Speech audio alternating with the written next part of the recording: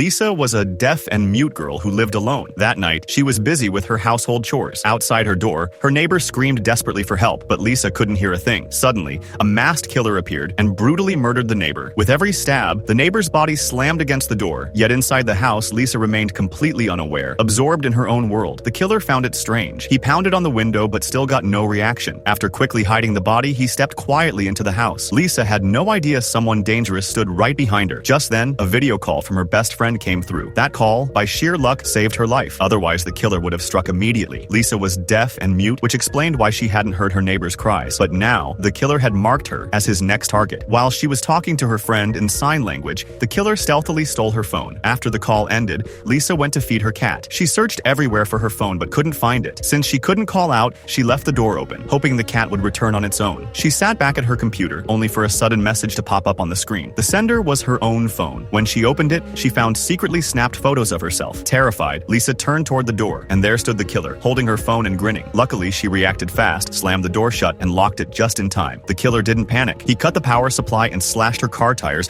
determined to trap her inside. Lisa then grabbed a lipstick, wrote a message on the glass, and used a flashlight to draw his attention. The message read, "I haven't seen your face. If you leave, I won't tell anyone about tonight." But instead of leaving, the killer removed his mask. The meaning was clear. Lisa wasn't going to live. Lisa refused to give up. She armed herself with a kitchen knife and hammer, barricaded the room, and prepared to defend the window. The killer, however, used her neighbor's corpse to bang on the glass, mocking her about her impending fate. Lisa remembered her neighbor often kept a spare phone in his car. Using her car keys, she triggered the alarm. Distracted, the killer ran toward the noise, giving her a chance to reach for the phone. But he caught her, and the two struggled fiercely. With quick thinking, Lisa struck him with the hammer and escaped to the rooftop. The killer shot an arrow, injuring her leg, but she still managed to trick him and gain a weapon. Finally, in the decisive confrontation, as the killer moved to finish her off, Lisa stabbed his artery with a bottle opener. The killer collapsed, defeated. Bleeding and battered, Lisa picked up the phone and called the police. This story teaches us that in the face of danger, panic is the greatest enemy. A calm, clear mind is the most powerful weapon of all.